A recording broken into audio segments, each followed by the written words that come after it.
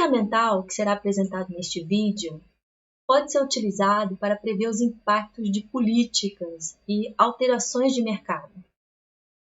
Por exemplo, eu e um colega utilizamos esse arcabouço para analisar o impacto das cotas para trabalhadores nacionais que foram introduzidas nos Emirados Árabes quando nós estávamos residindo lá. Eu vou falar um pouco sobre esse trabalho depois. Para essa parte da matéria, eu vou apresentar conceitos e definições, sempre que possível, no contexto de exemplos. O primeiro deles. Vamos imaginar uma loja da Starbucks. Digamos que essa loja tem uma máquina de café expresso e uma caixa registradora. Se essa loja não tem nenhum funcionário, obviamente, nenhum café será produzido. Agora, digamos que há um funcionário nessa loja. Para cada cliente, este funcionário recebe o pagamento, lava as mãos, se posiciona junto à máquina de café, prepara o café e reinicia o processo com outro cliente. Dessa forma, digamos que ele consegue preparar 4 copos de café por hora. Agora, se há 2 funcionários na loja, eles podem se especializar. Um fica na registradora e o outro prepara os cafés. Assim, não há necessidade de gastar tanto tempo lavando as mãos, nem se reposicionando entre as máquinas.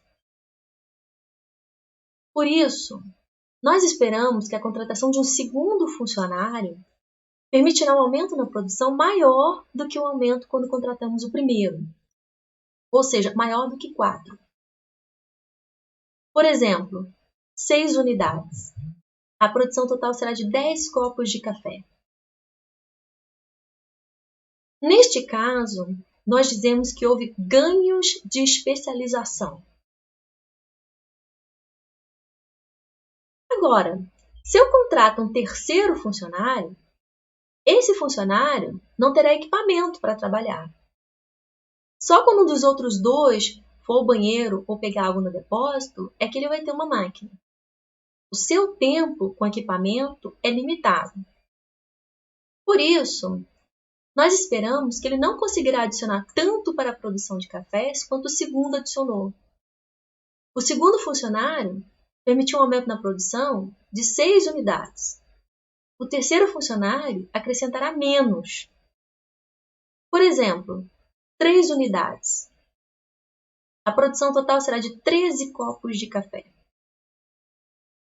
Neste caso, dizemos que temos retornos marginais decrescentes. Representando essa relação entre quantidade de trabalho e produto graficamente, nós temos Q representa a quantidade produzida e L representa a quantidade de trabalho, do inglês labor.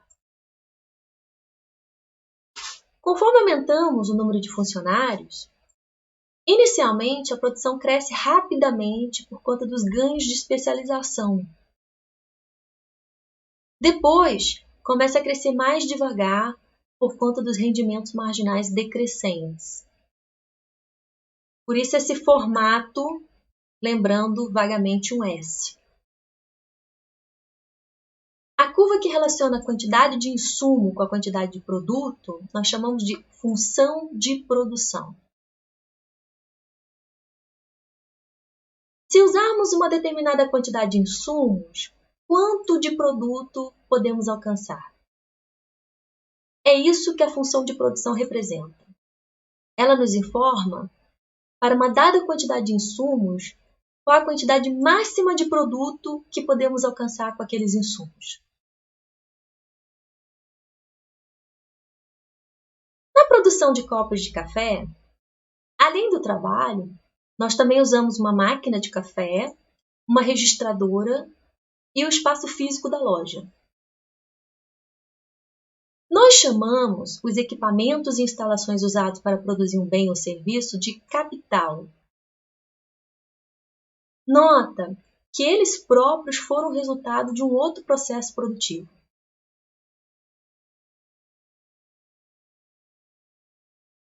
Se nós pudéssemos variar a quantidade de capital, a produção total dependeria então da quantidade de trabalho e capital utilizado, de acordo com a função de produção.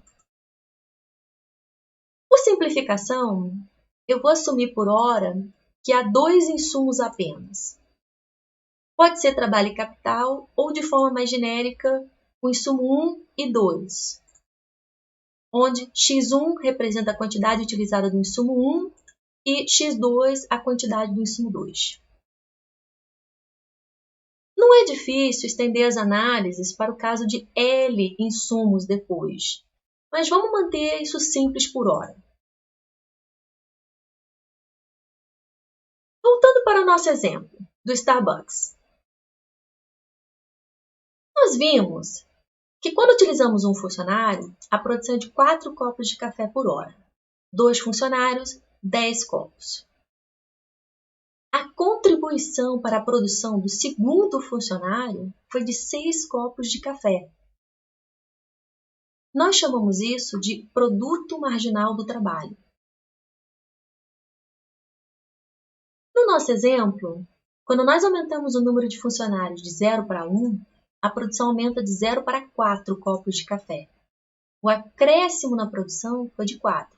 O produto marginal do primeiro funcionário é 4 copos de café.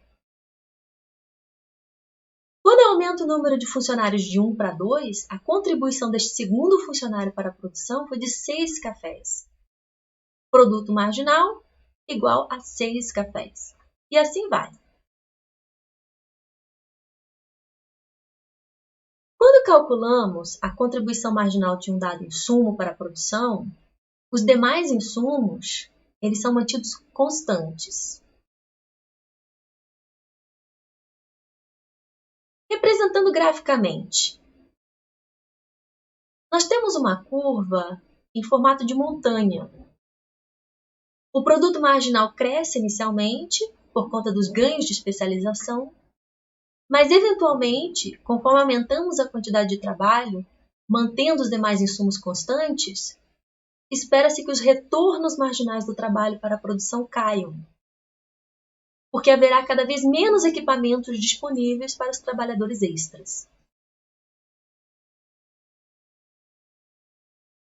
Precisamente, o produto marginal de insumo é definido como a taxa de variação na produção após um pequeno acréscimo na quantidade utilizada do insumo. Aqui, nós estamos considerando variações da quantidade de trabalho. É a variação em Q por unidade de variação em L. A quantidade produzida depende da quantidade dos insumos, de acordo com a função de produção. Para variações suficientemente pequenas em L, tendendo a 0, essa taxa de variação se torna a derivada.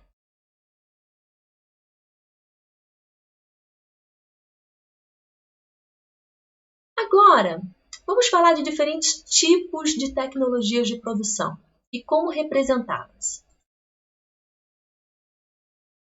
Eu estudei em uma universidade que atualmente tem quase 70 mil estudantes. Na época eram mais de 30 mil. Há vários campos, vários edifícios e cada um com seu estacionamento. Era preciso pagar uma taxa semestral para utilizar um dado estacionamento. Cada estacionamento tinha sua taxa semestral. Alguns estacionamentos tinham uma cancela eletrônica na entrada e só quem tinha o cartão podia acessar. Eu trabalhei em outra universidade onde o controle era feito por funcionários. Havia um funcionário na entrada de cada estacionamento. Essas são 2 formas diferentes de controlar a entrada: colocar um trabalhador ou uma cancela eletrônica. Eu queria representar graficamente essa situação. Eu vou colocar trabalho no eixo horizontal e portões, capital, no eixo vertical. Se eu preciso atender 10 estacionamentos, eu posso ter 10 portões eletrônicos e 0 trabalhadores. Outra possibilidade seria ter 10 trabalhadores e nenhum portão, 5 de cada, ou qualquer combinação em que a soma das quantidades de trabalhadores e portões seja 10. Essas são todas as combinações de trabalho e capital que me permitem alcançar o nível de produto 10, no caso, 10 estacionamentos sendo atendidos. Nós chamamos isso de isoquanta. Aqui é a isoquanta associada ao nível de produto 10.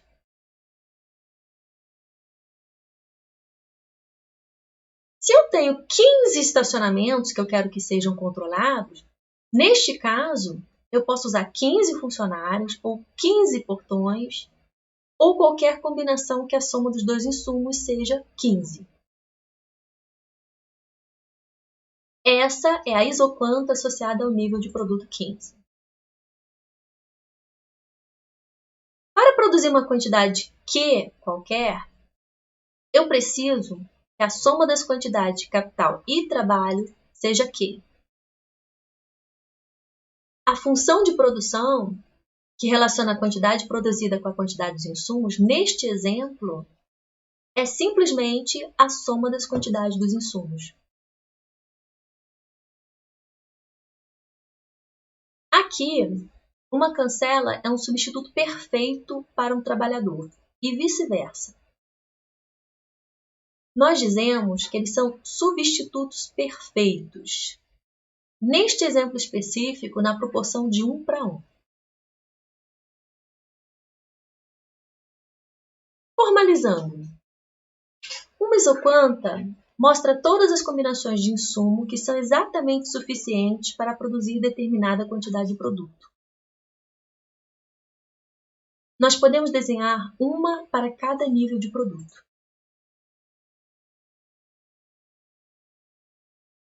Agora, outro exemplo. Um serviço de transporte individual. Para transportar um passageiro, precisamos de um carro e um motorista. Se eu tenho um carro e 2 ou mais motoristas, eu continuo atendendo apenas um passageiro. Se eu tenho um motorista e 2 ou mais carros, eu continuo atendendo um passageiro. Todas essas combinações permitem atender a um passageiro. Estão associadas ao mesmo nível de produto, 1. É a isoquanta associada ao nível de produto 1. Agora, se eu quero atender 2 passageiros, eu preciso de pelo menos 2 carros e 2 motoristas. Se eu tiver 2 carros e mais de 2 motoristas, eu continuo atendendo a 2 passageiros. O mesmo aqui. Aqui, a quantidade produzida depende do número de pares de carros e motoristas que eu tenho. O número de pares será determinado pela quantidade mínima desses dois insumos. Os dois insumos se complementam, precisam ser utilizados juntos em uma proporção fixa. Nós dizemos que os dois insumos são complementares perfeitos, nesse caso específico, na proporção de 1:1.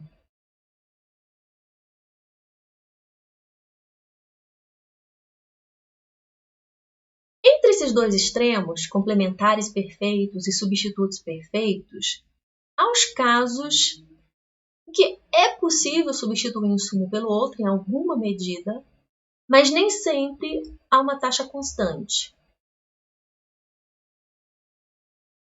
É razoável que as possibilidades de substituição entre os dois insumos fiquem cada vez mais difíceis conforme utilizamos menos e menos de um insumo. Neste caso, para manter a mesma produção, conforme diminuímos a quantidade de um insumo, precisamos de quantidades crescentes do outro.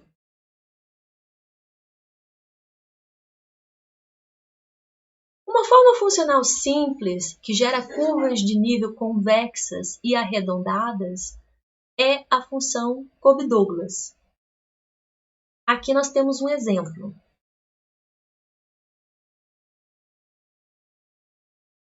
Digamos que eu quero produzir 10 unidades. Quais as combinações de insumo 1 e 2 que me permitem produzir 10 unidades de produto? Para ficar mais fácil representar num gráfico em que x2 está no eixo vertical, nós podemos resolver para x2. E aí nós temos que gera uma função deste formato.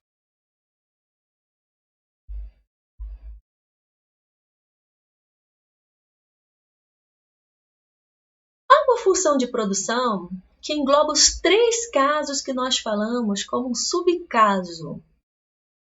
É a função de produção CES, de Constant Elasticity of Substitution.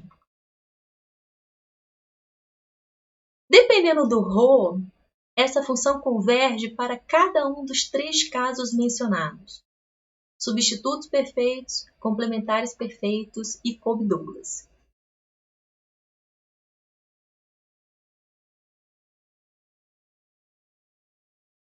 Se uma empresa quer produzir uma determinada quantidade de produto Q, a isoquanta associada a Q oferece várias possibilidades de combinação de insumos. Mas qual delas a empresa escolherá? Nós vamos assumir que a firma escolherá a combinação que minimiza o seu custo de produção. Agora vamos falar um pouco de custo. O custo de uma empresa com insumos depende da quantidade utilizada dos insumos e do preço dos insumos. Eu vou assumir que os preços de equilíbrio dos insumos são W1 e W2 respectivamente. E a empresa aqui não tem poder de mercado para alterar esses preços. Do ponto de vista da firma, esses preços são fixos, no sentido que as suas escolhas não podem afetar esses preços. Neste caso, o custo com o insumo 1 é quantas unidades do insumo 1 a firma utiliza, vezes o preço de cada unidade. O mesmo para o insumo 2. Como a empresa só utiliza 2 insumos, o custo será o custo com o insumo 1 mais o custo com o insumo 2. Se eu tenho um determinado orçamento fixo, C, quais as combinações de x1 e x2 que satisfazem esse orçamento? Todas as combinações que satisfazem esta equação. Eu gostaria de representar graficamente essas combinações. Para isso, eu vou resolver essa equação para x2.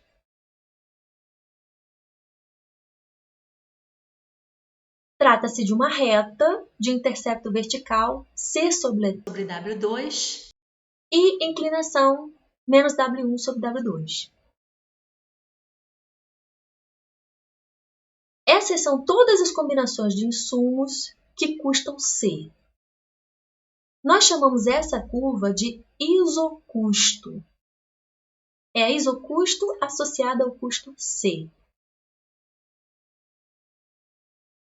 Agora, se eu tiver um orçamento maior, C1, neste caso, o intercepto vertical será maior, a inclinação só depende do preço dos insumos, então é a mesma.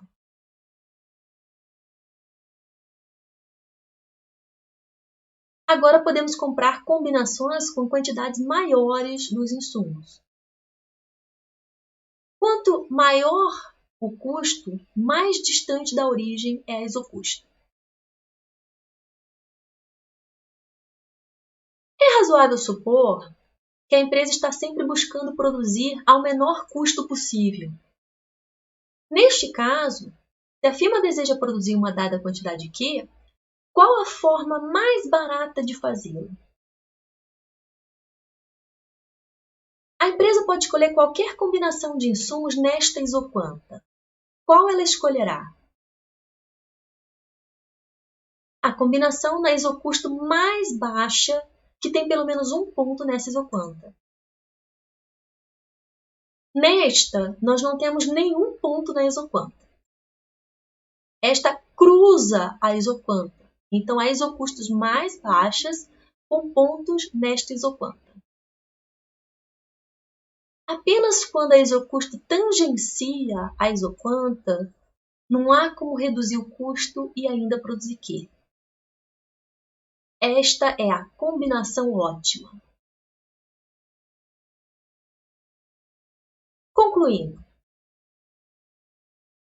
se a isoquanta tem um formato convexo e arredondado, e se trata de um ótimo interior, então na combinação ótima dos insumos, duas condições precisam ser satisfeitas. A condição de tangência, a inclinação da isoquanta deve ser igual à inclinação da isocusto, e, obviamente, precisa ser uma combinação que me permite produzir a quantidade desejada Q.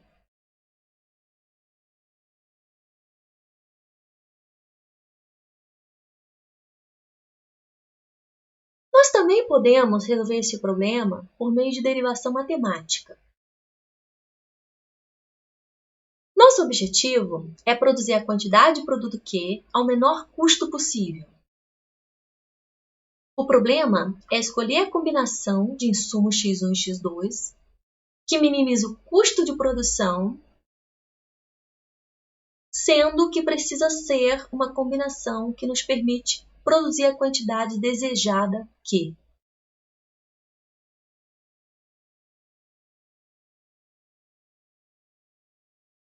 Para resolver esse problema de otimização com restrição, nós definimos uma função auxiliar, que nós chamamos de função lagrangiana, que é a função objetivo mais o multiplicador de Lagrange multiplicado pela restrição igualada a zero.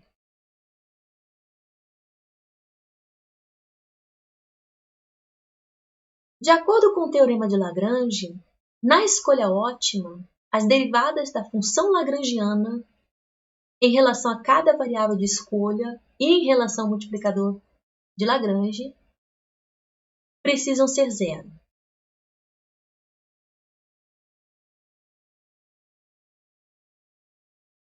Derivando a função em relação a x1, aqui tem x1, derivando fica w1. Aqui tem x1, a derivada da função de produção em relação a um insumo, nós chamamos de produto marginal do insumo. Aqui, insumo 1, vezes o multiplicador de Lagrange. O mesmo para o insumo 2.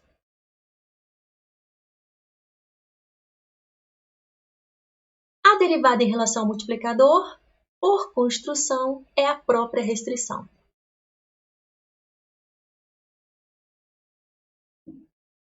Reorganizando. Dividindo a primeira equação pela segunda, na escolha ótima, essas duas condições precisam ser satisfeitas. A razão dos preços dos insumos precisa ser igual à razão dos produtos marginais e precisa ser uma combinação que me permita produzir a quantidade Q de produto.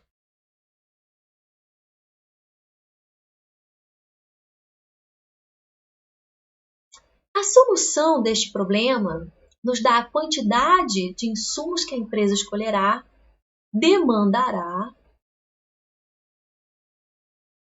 e elas vão depender dos parâmetros do problema, preços e a quantidade que a empresa deseja produzir. Como esta demanda está condicionada à quantidade que se deseja produzir, nós a chamamos de demandas condicionais dos insumos.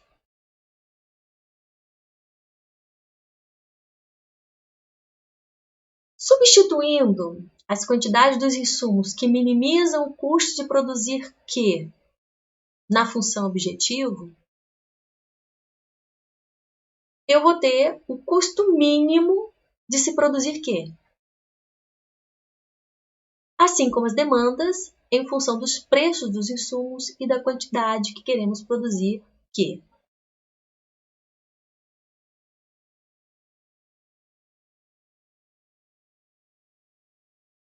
No caso geral, com N insumos, é só derivar a função lagrangiana em relação a cada insumo, igualar a zero e resolver um sistema de equações.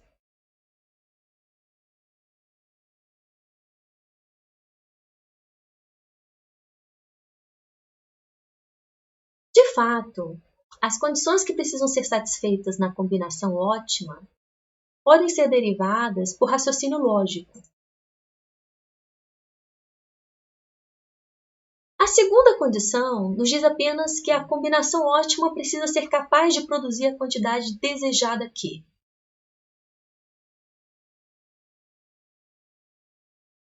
Veja que a primeira condição pode ser reescrita assim.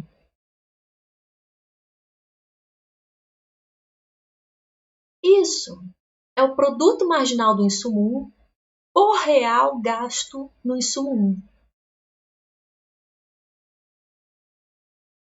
Na combinação ótima, os produtos marginais de cada insumo por real gasto devem se igualar. Equivalentemente, o último real gasto em cada insumo deve gerar o mesmo retorno em termos de produto para a empresa. Imagine que isso não aconteça. Por exemplo,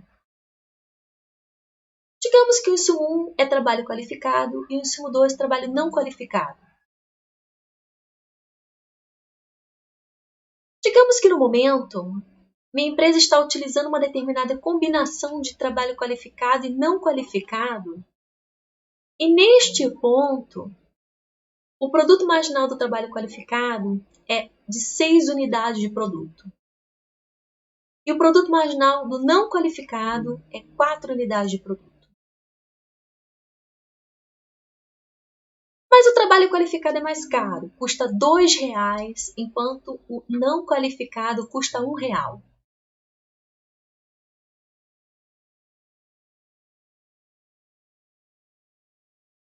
Se o produto marginal do qualificado é 6, isso significa que para variações marginais na quantidade deste trabalho, o produto varia 6 unidades por unidade de variação neste tipo de trabalho.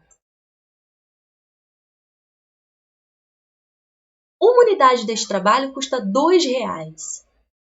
Então, na margem, por real gasto nesse trabalho, a empresa obtém 3 unidades de produto.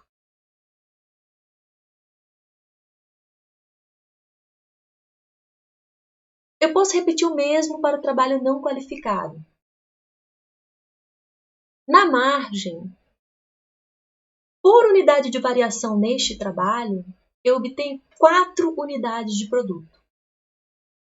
Cada unidade deste trabalho custa R$ 1,00. Então, por real gasto nesse trabalho, eu obtenho 4 unidades de produto. Na margem, por real gasto, eu obtenho mais produto do trabalho não qualificado do que do trabalho qualificado. Neste caso, uma alteração marginal na quantidade dos insumos poderia me deixar melhor. Por exemplo, eu poderia deixar de gastar R$ 1 com trabalho qualificado e gastar esse R$ 1 com trabalho não qualificado.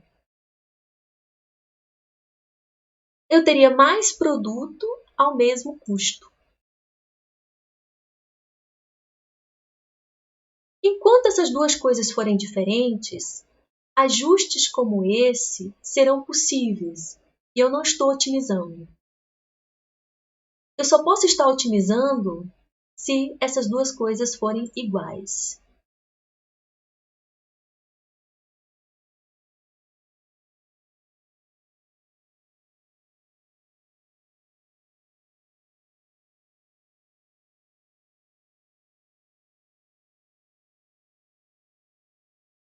Agora vamos praticar um pouco.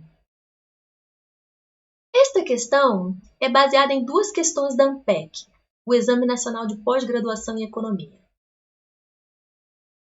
Ela dá a função de produção e o preço dos insumos e pergunta qual o custo de produzir 8 unidades de produto.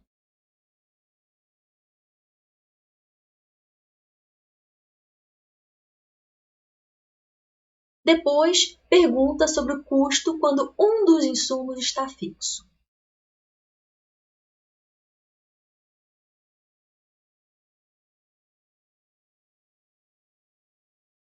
Para ficar bem geral, primeiro eu vou resolver em função dos parâmetros, preços e quantidade.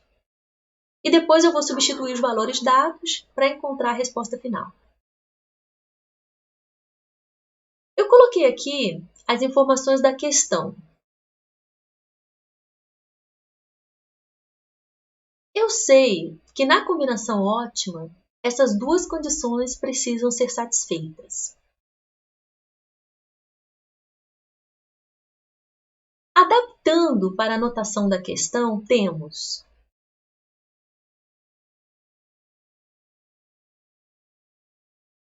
o produto marginal de L é a derivada da função de produção em relação a L. Quando eu derivo em relação a L, o K é mantido constante. É como se fosse um número, uma constante multiplicando. Derivando, sobra só a constante multiplicando. Derivando em relação a K,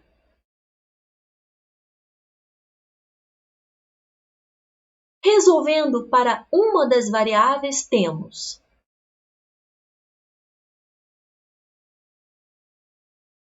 a segunda condição. Neste caso é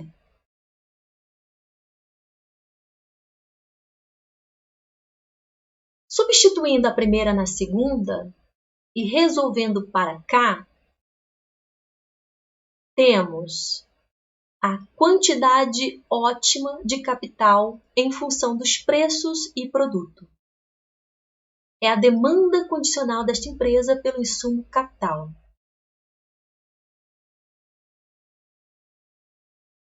Substituindo K na primeira condição, temos a demanda por trabalho.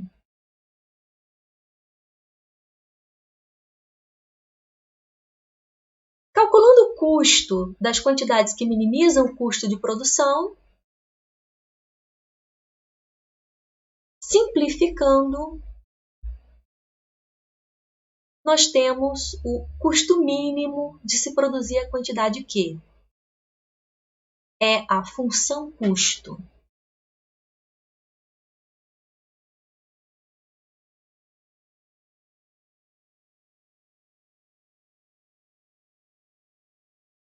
Substituindo os valores de W, R e Q do enunciado da questão, nós temos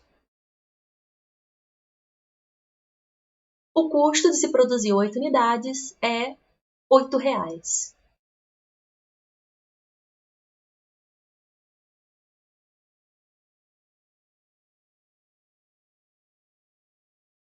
Item 2.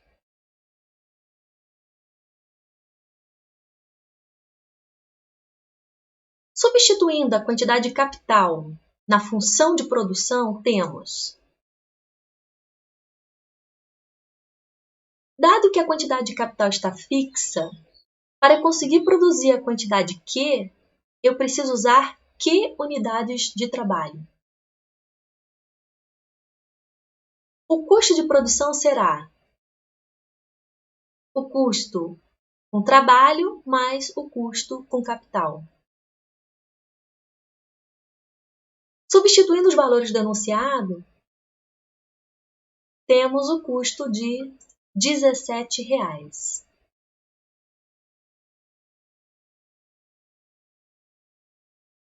Antes, quando nós podíamos escolher a quantidade de capital que minimiza o custo era menor, R$ 8,00.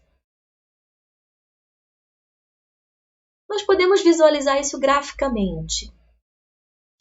Se eu quero produzir a quantidade Q, eu posso escolher qualquer combinação nessa isoquanta. Eu vou escolher aquela associada à isocusto mais baixa, que tem pelo menos um ponto nesta isoquanta. Agora, se K está fixo, em uma quantidade diferente da quantidade que minimiza o custo, por exemplo, aqui embaixo, para produzir Q unidades de produto, nós precisamos utilizar esta quantidade de trabalho.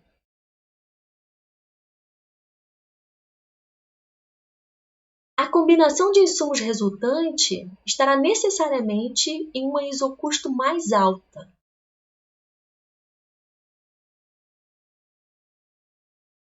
O custo é maior.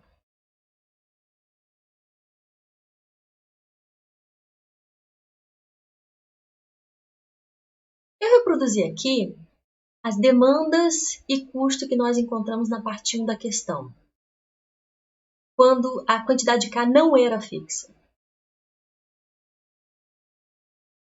As demandas e custo dependem dos preços dos insumos e da quantidade produzida. Eu vou enfatizar isso assim.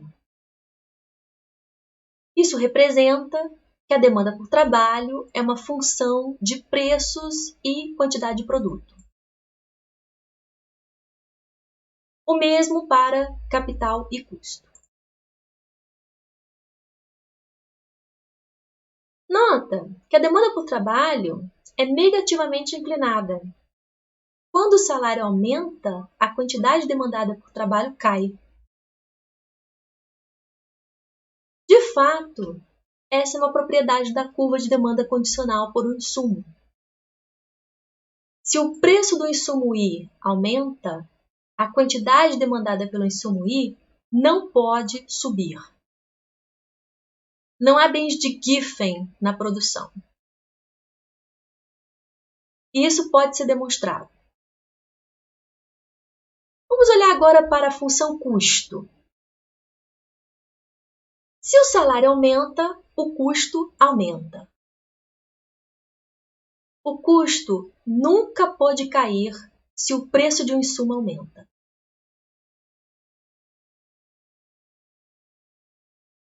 Nesse exemplo, se quisermos produzir mais, o custo aumenta. De fato, nunca é possível produzir mais a um custo menor. É possível demonstrar essas três propriedades. Eu vou demonstrar apenas uma para ilustrar.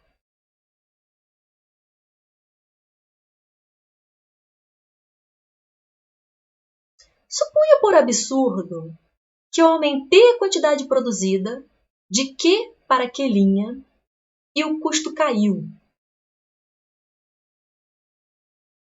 A função custo, que por definição informa o custo mínimo de se produzir uma dada quantidade de produto, me diz que o custo caiu.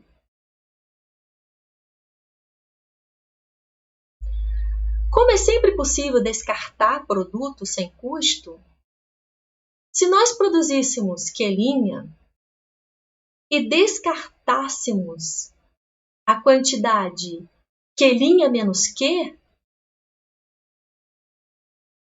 nós teríamos ao final a quantidade de produto Q, só que ao custo de Q'.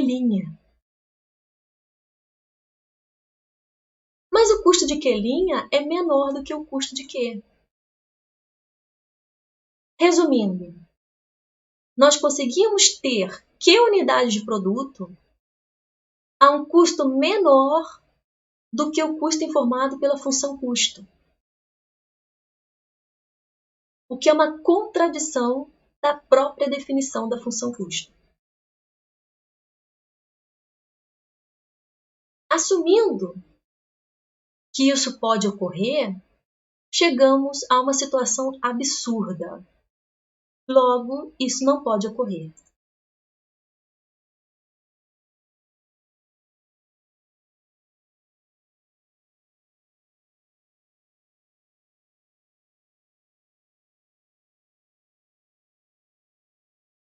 Qualquer dúvida, é só perguntar durante as aulas síncronas, estou à disposição.